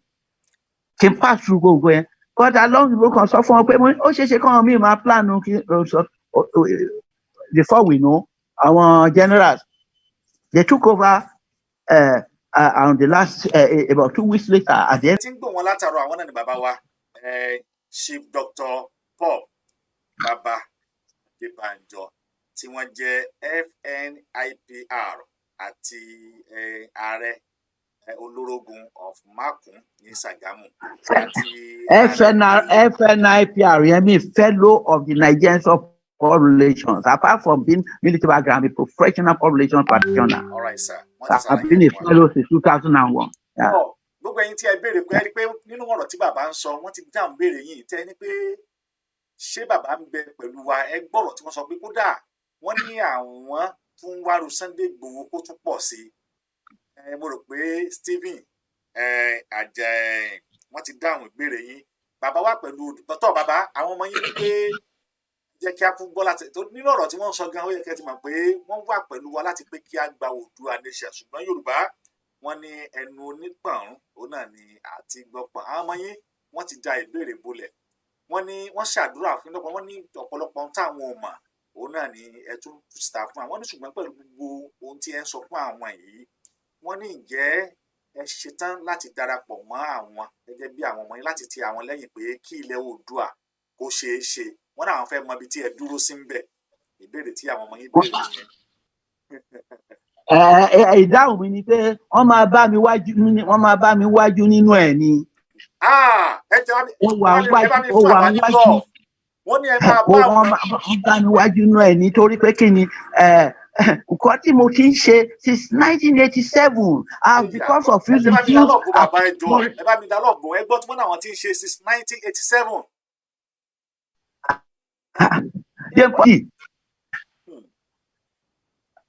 1987 mo ni mo ti wà lẹ́nu ẹ̀. At a certain time, I was like ọ̀rọ̀ mi dàbí ọ̀rọ̀ John the Baptist tó ń pariwo ìkọ́kọ́ Jesus Christ tó lọ bá pé kí ni sọ́tọ̀. So what báwo kò lè dá ṣe oríṣiríṣi máa come at certain time the synchronization of effort. Well, all right, ṣáà pé mi ò tí mention Gani Adams láti bẹ́ẹ̀ni ìgbà tí mo ti ń sọ̀rọ̀. I've not had cause to on him because years ago, Lori platform, most of the on the political field, Gani Adams on the Jambara field. Because in the break to break OPC in the 4, 5, 6 corrections lẹ́yìn. Èmi ti ní plan ké gbogbo ẹgbẹ́ àti kankan káàdì ẹyọ kan náà under one central command. Kí gbogbo wa di ààrẹ kan náà. Ṣùgbọ́n lọ́ọ̀ráì lẹ́nìí Apapo-Omo-Oodua ìwọ̀n ní Ṣàgámù bí gbogbo ẹgbẹ́ tó wà ni wọ́n wà ní wọ́n mú ní wọ́n wà under my something except Gani Adams faction. Òun yóò tó fìlí pé àwọn míì wọn ò ṣe ẹgbẹ́ sọ̀tọ̀ wọ́n ṣe south something lẹ́kọ̀ọ́ yẹn nìbàdàn recently. Ẹgbẹ́ ìjàngbara tó wà amóye tó jẹ́ the proper ẹgbẹ́ ìjàngbara. We now have only his faction and one of my ọmọ tó tẹ wà lẹ́gbẹ́ mi London mi peace movement don't ṣe kankan because it does not want you cannot only dash it. You buy anything, you buy sort of àjọ ṣé dọ́gba. Àwọn èèyàn kan tẹ̀ wá sí pé you must respect them no matter the rank you are holding. Tó jẹ́ pé tó bá yẹ pé kàn contest fún rank yẹn ni they will be more qualified for it than you. That's the point. I'm a war veteran and I've done so mo sọ fún yín pé mi ni head of West Africa training nígbà June 12 and so on sort of. So àwọn ti jagun àti sort of so nǹkan need mo ti sọ ẹni tó jẹ́ lórí àwọn Oòduà nation tí mo rí fàmì náà mi tó nígbà tí ẹni tó máa já lóògùn ní Ògùn state kí lorúkọ ẹ̀ Táyọ̀ Ọ̀nàyẹmí ó wá bá mi bí sort of ó dẹ̀ mọ̀ pé mo bless ọ̀tọ̀ wọn ṣe but the only problem is that they are not ready to listen to some advice. Ẹ fẹ́ ṣe nǹkan kan lọ October 1st. Why? Ìdíjà ń sọ̀rọ̀. Why ẹ fẹ́ ṣe October 1st? October 1st ọjọ́ federal government ni. Wọ́n tún fẹ́ mark 68th anniversary something wọn. Tí wọ́n bá wèsì gbogbo ìjọ yẹn, I've been a member of Amnesty International since 1977, even when I was a military officer. And I have made a lot of landmarks. Ó jẹ́ pẹ̀lú iṣẹ́ olóòtú support with help wa ń gbàtà wà náà dẹ́kun. Èmi mo dé US, the Amnesty International ti arrange World Press Conference and so on. World Press Conference ni mo ṣe ní 1st August 1984 ló save life Ọbásanjọ́ because àwọn nǹkan ti reveal ní office Amnesty International àjọ yẹn ó jẹ́ kan constitute 5-man committee kan kọ letter. The letter was signed by 35 head of states across the world including US tó sense Abacha. Òun ló jẹ́ kí Ọbásanjọ́ tẹ̀ tó yẹ ń fún ní imprisonment and so on tí ò ṣe pé kan padà and so on. Tó bá jẹ́ lómi á ti fi máa jẹ bàbá yẹn láti jọ ẹ̀ tó bá gbọ́ á jẹ́ bóyá through program ní ìṣẹ́ sọ́lẹ̀ ní and so on. So the important thing is this, we need kálukú swallow pride there. Swallow your pride. Ẹ wo Ọọ̀ni the current Ọọ̀ni nígbà tó débẹ̀ ó mọ nǹkan tó wà tẹ́lẹ̀ kò sọ pé òun lòun dé adé Odùduwà ẹni tó ń dádé Odùduwà ó number 1 nílẹ̀ Yorùbá. Ọ̀ranyàn is the first ọmọ ló jẹ́ fún Odùduwà ẹgbàá and so on. So anybody tó bá jẹ́ pé ó fúnra ẹ̀ lọ́sọ̀dọ̀ Aláàfin ó lọ́sọ̀dọ̀ wọn bá káàkiri definitely he will have his cooperation. So if you get yourself into a certain position and whatever direction sort of àwọn kan wà tó yẹ pé ọ̀gá náà sì jẹ́ fún ẹ and so on. Kì í ṣe pé kọ́ máa rí iṣẹ́ kí wèé ní máa pe ẹni tó ọmọ tó my first son ó jù ẹ lọ kó jẹ́ nǹkan kan 10 times and of that so many wọn ò ní pé wọ́n wà ní lọ́sọ̀tọ̀. We don't do that.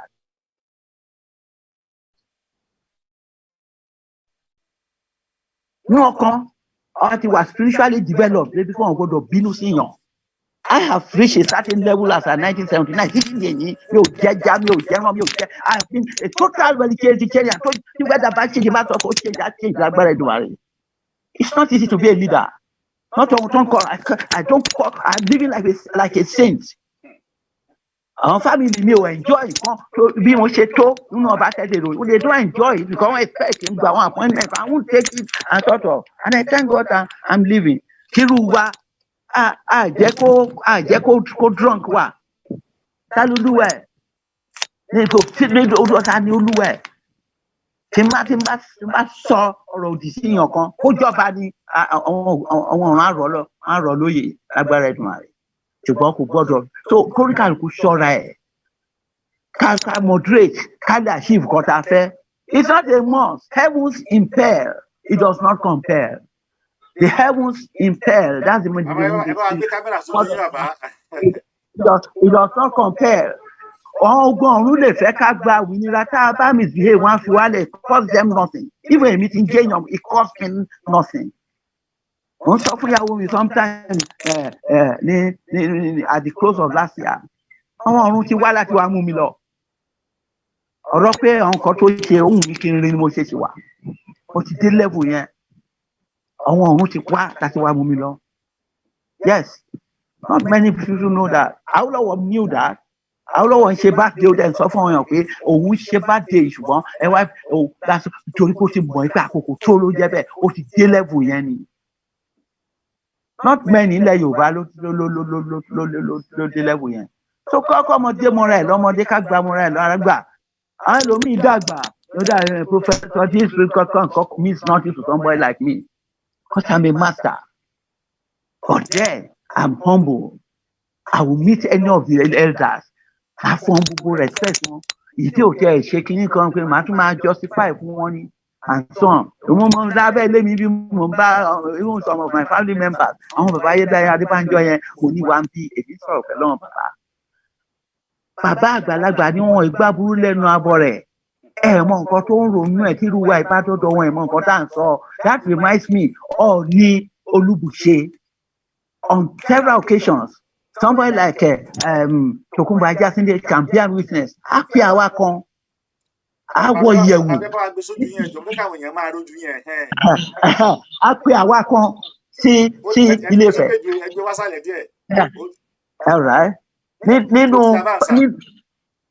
àwọ̀ yẹ̀wò Ọọ̀ni a máa sọ fún wa fífẹ́ yan ọmọ yìí kò sí ìkan bá tó kúrò láyé yìí kó ń rí ìjọba Odùduwà ilẹ̀ Odùduwà. Ọọ̀ni Olúbùṣe Ọọ̀ni Olúbùṣe òṣìjú adé á pè àwọn á pè lọ́dọ̀ ẹ̀ àwa á pè àjọ̀dọ̀ ẹ̀ ìgbà tí a dá Àpapọ̀ Ọmọ-Oòdùà sílẹ̀ ní November 1998 èmi mo sọ fún wọn mo ṣe dé láti exile ni and I have a controlling kind of personality within the forum. Mo sọ fún ọ pé nǹkan tá a dálẹ̀ tá a pè ní Àpapọ̀ Ọmọ-Oòdùà yìí. Orúkọ yẹn orúkọ yẹn tá a fúnra lágbára a gbọ́dọ̀ lọ gba blessing náà ní ká lọ gba ti Aláàfin. Ọjọ́ tí mo tẹ̀ tún dé Ìbàdàn tá a fẹ́ lọ ẹ̀wọ̀n fún àwọn ọmọ ọ̀pá ní là ń kó káàkiri àwa tá a ní aṣáájú ilẹ̀ Oòduà àkọ́kọ́ yẹn àwa ẹ̀jẹ̀ tọ̀tọ̀. Ọmọ yẹn náà lọ nítorí oríṣiríṣi nígbà tí Abíọ́lá nǹkan rábí ó wá láti Ṣàgámù we are going mo fi ọ̀pá mi òun ni ó fi ọ̀pá mi ó tilẹ̀ we must go ládébẹ̀ bá ṣe dọ́ wọ́n ti bàbá Adáre Thompson ti get appointment fún wa gbàtà dé bàbá mú wa lọ síbi swimming pool ẹ̀ sọ̀kọ̀ ọmọ wọn bóòlù náà láti challenge ẹ̀ bàbá dẹ̀ sọ fún wa pé ẹ̀yin ọmọ yìí bẹ́ẹ̀ ṣe wá challenge òun appreciate ẹ̀ ṣùgbọ́n kan tí òun fẹ́ kẹ́ bọ̀ ni wípé orí ìtẹ́ àwọn bàbá wa yìí òun ò lè afford láti jẹ́ kí ẹnikẹ́ni kó mess ẹ̀ up nígbà tí Babangida pè ọ̀wọ́n sí Àbújá tán ní hall tán fi fíìmù hàn wọn fíìmù wọn ṣe ń pẹ́wó láàrin ara wọn àwọn ò lè mọ̀ pé Babangida ló ń kówó láti inú báǹkì tó ń fún kí lórúkọ Kingibe and so on ọgbọ́n tó tán rí gbogbo ẹ̀ ìgbà tó hàn jáde síta tán press béèrè pé kí tó ta ó ga o kan tán rí ó tán ó ní sílẹ̀ fẹ́ kó sọ ó ní jẹ́ mọ̀ pé nígbà tí òun àti ọ̀rẹ́ òun Ade-Banjo tọ́wọ́n lọ sí London sometime tọ́wọ́n dé yà ní Israel just casually maybe 3 hours or so tọ́wọ́n dé náà nígbà ayé Buhari yìí náà ni ó ní wọ́n dẹ̀ ó lò ó gbọ́ rí ó náà fi òun àti Ade-Banjo sí detention fọ́wọ́n gbọ́dọ̀ kó òun palace for 6 months ó ní for 6 months yẹn òun ò tayọ ẹnu gate ńbẹ yẹn ó ní but after 6 months tóun free tóun dẹ̀ rí Ade-Banjo ó ló confess fóun wípé during that period òun lọ sí overseas up to 3 times you can see the double standard wọ́n keep up in detention and then Ade-Banjo wọ́n jẹ́ kí yẹn wọ́n fún diplomatic passport òun travel ló ń bọ̀ can you see ó ní ẹ̀jẹ̀ ó ní ó tún arún alẹ́ tí ó ń jẹ́ mọ́ pé láti ìgbà tó wọn ti kéré tí wọ́n bá gbọ́ Sultan of Sokoto ó dà pé òun ló next to God ní Arẹwà lọ́hùn ni and so on ó ní but you can see how Abacha banish him láti Sokoto sí Adamawa and so on ó lóun fẹ́ kọ́ mess up ìjọ yẹn ló wá sọ fún wa wípé ó ní Abíọ́lá tó ń sọ̀rọ̀ ẹ̀ ó ní nígbà tí wọ́n máa lọ fún election ó ná ìfọ́ọ̀mù pọ́ńpọ̀ bọ́n ṣe lọ ń consult pẹ̀lú àwọn ọba àti àwọn èèyàn ńláńlá pé wọ́n pọ́ńpọ̀ wọn ń bọ̀ ó ní yọ́tọ́ dẹ̀ máa dé ó lóun ṣẹ̀ṣẹ̀ jáde nínú ìyẹ̀wò ni ṣé wọn pé gẹ́gẹ́ bí Ọọ̀ni òun ni spiritual head of the Yorùbá race báwọn primate ṣọ́ọ̀ṣì kankan ṣe ń lọ sínú ààwẹ̀ kankan yẹn bẹ́ẹ̀ náà lòun máa ń lọ so ó ló ọjọ́ yẹn ló àárọ̀ ọjọ́ yẹn lòun jáde ó ní báwọn dẹ̀ ṣe dé báyìí tán kí ohun kankan ó ní ẹ̀mí sì ń lò òun sọ pé MKO ká ní ọ̀gbẹ́ni tó bá ẹ wáyé àwọn vice ẹni tó máa ṣe vice president fóun ni ó lóun dẹ̀ face yẹn pé ọ̀gá are you there ó ní yes it's my principal ó lóun sọ pé are you not going to betray him nǹkankan ó ní náà ó ní bára ṣe ń ṣe òun ló bá ránṣẹ́ sábà sí àràbà dẹ̀ ṣe ń bọ̀ ní ẹ̀ ti gbé 0.5 ó ní wọ́n ṣe gbé 0.5 lẹ̀ báyìí náà rí oríṣiríṣi nǹkan ó náà dẹ̀ yá sáré ṣe àwọn ètùtù kan jọ yẹn wọ́n wá sọ fún MKO wípé ètùtù kan wà tá a gbọ́dọ̀ ṣe o odù yẹn mo dẹ̀ ti gbàgbé sìn for 20 years ó wà lórí mi kí odù yẹn ní pé kó máa ti sáré kó dẹ́nu ọ̀nà kó má kàn lè kó kán má sílẹ̀ kùkùn ẹ̀ wọ́n gbọ́dọ̀ ṣe ètùtù yẹn o. odù yẹn ni pé wọ́n máa sáré kó wá dé ẹnu ọ̀nà kí wọ́n má sílẹ̀kùn fún kán máa sílẹ̀kùn fún ó ní àwọn dẹ̀ sọ pé Abíọ́lá ló wọn padà wá ṣe ó ní wọn expect pé within 3, 4, 5 days agbọ́gbọ́n láti wá ṣe ó ní ìgbà tí wọ́n tún ṣe election ní ọjọ́ kejì election tí report tí result ń lọ ó ló tún pé òun ó sọ pé decision ó pẹ́ ètùtù tó ń lọ wájà máa wá ṣe sá ó ní bẹ́ẹ̀ ni òun wá ṣe títọ́ ọ̀rẹ́ ìfẹ́ àná election and so on yẹn that is another aspect to it nítorí ọ̀pọ̀lọpọ̀ nǹkan ló lọ tí ọ̀pọ̀lọpọ̀ èèyàn ò mọ̀. ẹ wá sọ fún àwọn ọmọ ènìyàn pé kí wọ́n gbọ́ àwọn ọmọ yín tí wọ́n jẹ́ pé ọ̀pọ̀lọpọ̀ wọn ní nǹkan ò yé so ìdí nìyẹn.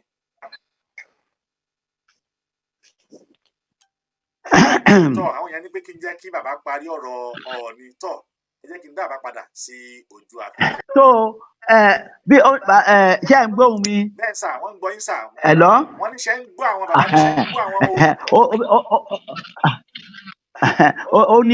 ó ní bí Abíọ́lá ò ṣe padà bọ̀ wá nìyẹn ìmù nígbà tó ń bá a sọ̀rọ̀ yẹn ó nígbà tó ń dá ifá yẹn tó ń ṣiṣẹ́ tó ń ṣẹ̀wọ̀n ètùtù yẹn tó kan tó máa lọ́jọ́ yẹn ó ní 2 million naira tóun ti ní kán lọ gbà kán tọ́jú fún wọn lóun dẹ̀ gbé fún wọn 2 million as at 1993 tí bàbá ẹ̀ bá invest up to 2 million sínú president Abíọ́lá. àròjù yín bàbá o àròjù yín o fẹ́ kí n máa ròjù yín ni o. ẹ lọ ẹ ṣe àgbọ̀ ọmọ sọ pé bàbá sọ pé nígbà tí wọ́n ṣe àwọn ètùtù tán ya sáré ṣe pẹ́rẹ́ ráńpẹ́ bẹ̀ǹjọ́ yẹn tán 2 million naira tóun ti ní kán lọ gbà kán tọ́jú torí òun mọ̀ pé òun náà gbọ́dọ̀ contribute sí ṣé kìíní ẹ̀ òun dẹ̀ gbé fún wọn.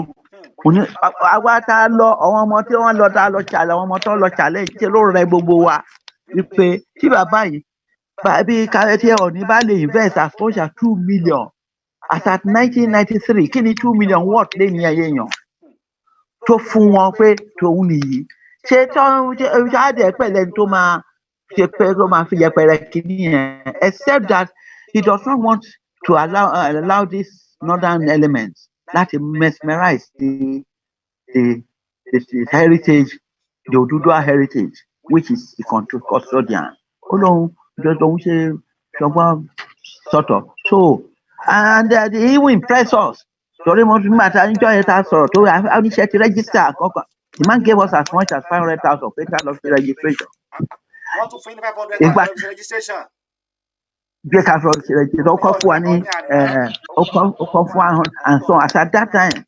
So, and they buy what I could that's a lot of Aláàfin. Aláàfin, I told Lady what I said to lead and told Orúkọ no land personality that's Comrade Olaoni. But I said, Dodo, ni Tony, Professor, because Ben Aláàfin no, sort of near. So, Aláàfin no, even though Kébó yẹn fún wa lówó, ṣùgbọ́n àwa alágídí ni wá àtẹ̀wọ̀ fà lọ sọ́dọ̀ ọba a máa kó ọtí nǹkan kan lọ. Aláàfin ní kan lọ kó fọ Ọọ̀ni ọba tiẹ̀ òun ló máa fún ẹ ní nǹkan. Wọ́n ní sọ̀mí náà ń gbọ́ nílé ààfin ọba kì í ṣe bí ìtọ́ ni. Òsígbà tèmi lọ ọbẹ̀ nígbà tí ń lọ báyìí secretary òyìnbó torí Commonwealth office ló máa ń fún ló máa ń fún ní secretary of Queen's office.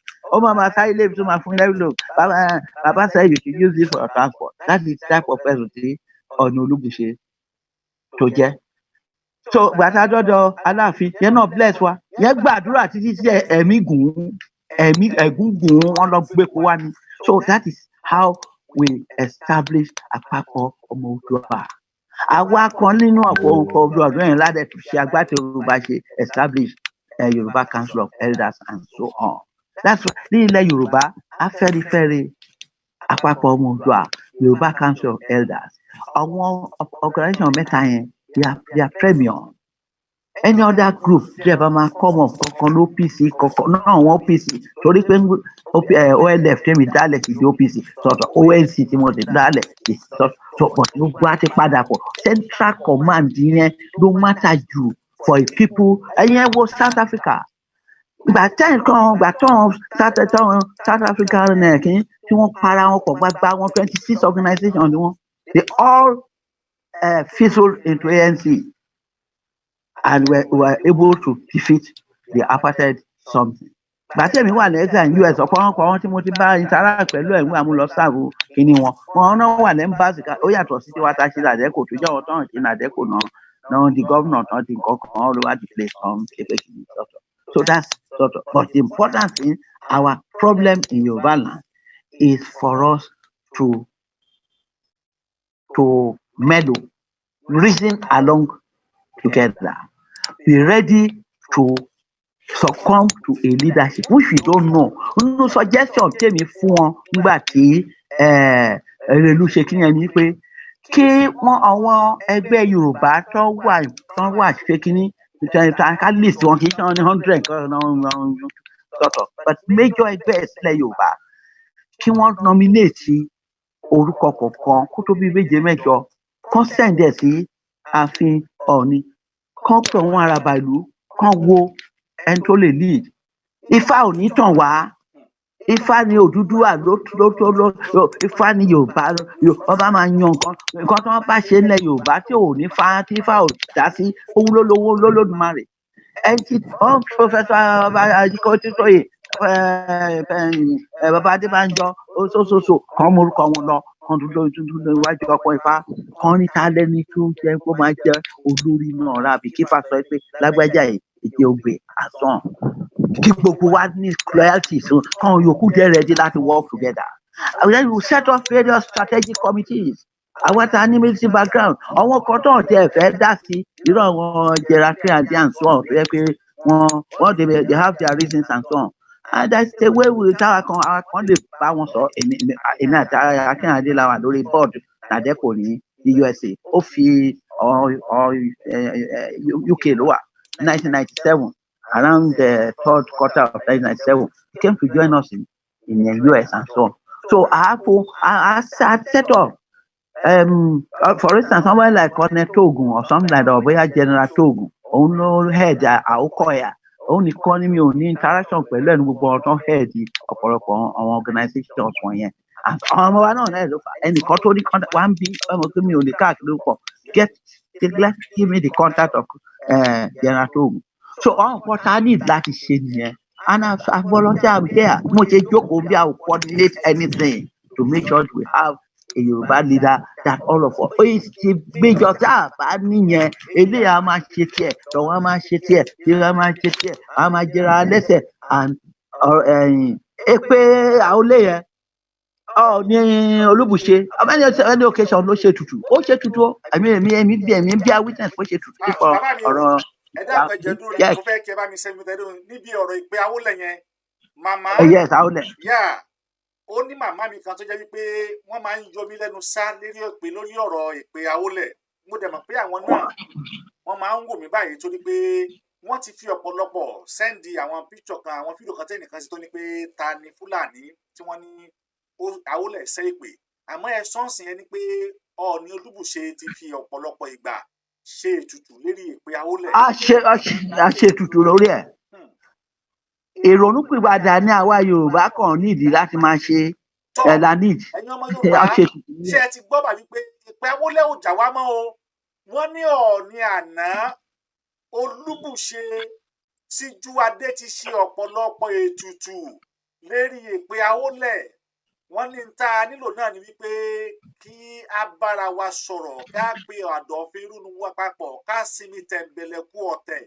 ká sì yẹn nìkan lólórí àmọ́ wọ́n ní ẹni tí a bá yàn lólórí wọ́n ní ká dá onítàn padà sí Ilé Ifẹ̀ kí wọ́n lọ ṣe ifá fún un ẹni pé ìtọ̀sẹ̀ ló lọ̀yọ́ tá a bá tọ́ a máa dẹrun onídìí ẹ gbọ́ bí wọ́n ṣe ń là á bí wọ́n ṣe ń dẹ́ rí pé ọ̀rọ̀ Odùduwà ó tan mọ́ Ilé Ifẹ̀ lọ́pọ̀lọpọ̀ wọ́n ní Ọọ̀ni àná ti ṣe ọ̀pọ̀lọpọ̀ ètùtù lérí ọ̀rọ̀ ìpè Awólẹ̀ bàbá ẹ bá mi tẹ̀síwájú. So àti sọ díẹ̀ ń bẹ̀ ìdí eré abita kọ̀ọ̀dẹ̀ lè sọ mo ti fẹ́nu kọ́ òun ni ọ̀rọ̀ wípé Yorùbá need a leader. Òun sọ̀rọ̀ the other time ká sọ pé Professor sọ kì í ṣe leader ìlànà ọmọ Oòduà. He was leader of the Yoruba World Congress. So they break into three. Don't leader 1/3 of it. It's all right. It's one of the Yoruba leaders. That's something disputable. All right. The letter to lọ sí UNPO nípa Yoruba something. I took the letter personally with somebody with me. In 1995, ẹgbẹ́ tí mo ní mo dálẹ̀ ní US, Oodua Nations People International Council. On that platform, on the letterhead of platform of that ẹgbẹ́ ní US, láti mú lẹ́tà lọ sí United Nations Secretariat ní New York. From ground floor to around the 7th floor ni mo ti rent direct on the sọ fún mi pé no nǹkan tó fẹ́ yìí it is UNPO they are in Washington DC bẹ́ẹ̀ kẹ́ Washington DC mo ti wá street tí mo ń gbé North Capitol Street ṣé mo ń wo Capitol lọ́ọ̀kan tí mo lọ submit lẹ́tà yẹn. Professor Akintoye Akọgunṣọlá Adéníyì this young man architect wọ́n wá sí pálọ̀ mi bí báyìí wá consult pẹ̀lú mi nígbà tó ń dán kí yẹn lọ sọ́tọ̀. Second letter náà ṣe mú lọ 25 years later yẹn. They have submitted a letter about Yoruba nation, not Yoruba not being born as at 1995 December to UNPO office in Washington DC. So kẹ́nìkan máa rò pé ẹnìkan ṣe nǹkan kan tá a ti ṣe sẹ́yìn. Ó kàn yín pé àkókò ìgbà yìí tún ń favour wa because àwọn Biafra wọ́n ń ṣe tiwọn eléyìí ń ṣe tiwọn and so on. Àwọn Mosop èmi mo introduce àwọn Mosop sí UNPO. It was after I've submitted that ni mo lẹ́dùn meeting ẹ̀gbọ́n ẹ̀ lọ́rẹ́ mi Washington DC so nígbà tó wá Canada ló base nígbà yẹn. Mo introduce ẹ sí UNPO. That was between 95, 96, 1995, 96 and so on. So jẹ́ ká awátá bẹ̀rẹ̀ iṣẹ́ wa tí ẹ̀yin kan bá fẹ́ ṣe ẹ wá ká jókòó. Wọ́n appreciate ẹgbẹ́ ọmọ Yorùbá USA ní 2015 or 2016 wọ́n fẹ́ ṣe Yorùbá World Summit. Wọ́n wá síbí Wọ́n led by ọmọ tún dé ọ̀sán dáadáa ṣẹ̀ṣẹ̀ àmọ́ àwọn gbà yẹn. Ó náà wá bá mi nítorí pé wọ́n ti deliberate púpọ̀ lọ́wọ́ yẹn pé gbogbo àwọn leader tó wà lé ẹ̀ they can't rely on them. Lẹ́nìkan sọ pé there is still one leader tó jẹ́ pé is almost infallible ó wà ní Ṣàgámù. Wọ́n ṣe wá bá mi bí nìyẹn. That discuss kan tó host kìíní tán host Yorùbá World Summit tán host ní UI Conference Center ní Ìbàdàn ní 2015-2016. So kí lórúkọ Ẹ̀dẹ́mọ́lá Jacobs and so on wọ́n máa feel too proud láti wá bá àwọn tó ti wà lẹ́nu ẹ̀ so that kí gbogbo effort wọn máa dàbí à ń da omi sínú àpẹẹrẹ at the end of the day, because don't do whatever will undermine the labour of our heroes past. That is usually the theme of my speech to the younger generation. Ẹ̀yìn wọn àwọn kan kú sẹ́nu ẹ̀, àwọn bàbá Mọ́jọ́lá nǹkankan Mẹ́kọ̀rọ̀dágbò wọn ti kú sẹ́nu ẹ̀. They would have been billionaires, they wouldn't. I'm supposed to bá tán gbàgbé family tán dálẹ̀ pé ẹni tán bí ní tó báyìí lè wọ́n á sọ fún ẹ pé èèyàn bí Abíọ́lá fi ẹ kó lówó rẹpẹtẹ ni, but I choose not to because of this struggle. Tẹ́lẹ̀ ẹ kí mi àti Jagaban máa wọlé jáde náà and so many others. I don't sometimes ìjọta ríra láti ó ń béèrè pé ṣé ìwà jẹ́ ó rò pé Amẹ́ríkà mo wà ní and so on. So it took a lot of sacrifice for some of us to be where we are. Ọ̀pọ̀lọpọ̀ ṣe Sákàrì tí wọ́n bá kọ́nà ọ̀pọ̀lọpọ̀ tí wọ́n bá fún appointment tó dọ́jọ́ kí á ṣe láti máa gbọ́ story mi. So ẹ wá ẹ jẹ́ ká synchronize efforts so that there is no going back. Even if I leave this body today into the outer space, I will continue to generate forces to make sure the Yoruba nation comes on its own. Kì í ṣe gbé èèyàn náà kú tó yẹ kí wọ́n kàn lọ sí wọn ó tán síbi ìdọ́sìn. Ẹ wo young man tí ó dá Boko Haram sílẹ̀ tán army tán arrest ẹ̀ tán hand ẹ̀ lọ́wọ́ ọlọ́pàá lọ́wọ́ tán ọlọ́pàá pa. Ilé ìtọ́ pa ó transform into a demon. And he has been busy working since then, strengthening the Boko Haram. There's a lot of things happening. Táwọn èèyàn mọ̀. Àwọn ọlọ́pàá wa wàhálà ni wọ́n. Ọlọ́pàá àmì arrest èèyàn. Wọ́n fún yín kẹ́ bá lè ṣe normal prosecution ẹ̀ pa. Ẹ rò pé èèyàn lásán ordinary èèyàn lẹni tó dá kínní yẹn lẹ́yìn. He himself is a principality that came into a human form, that sort of. Tàwa tá à ń dá ọ̀pọ̀lọpọ̀ nǹkan lẹ̀ ìwé ẹ̀sẹ̀ tó fọ́ra not just ordinary. There are men and there are principalities, even those who are killing the human body. This must be realized, sort of. So Oodua gbé wa o.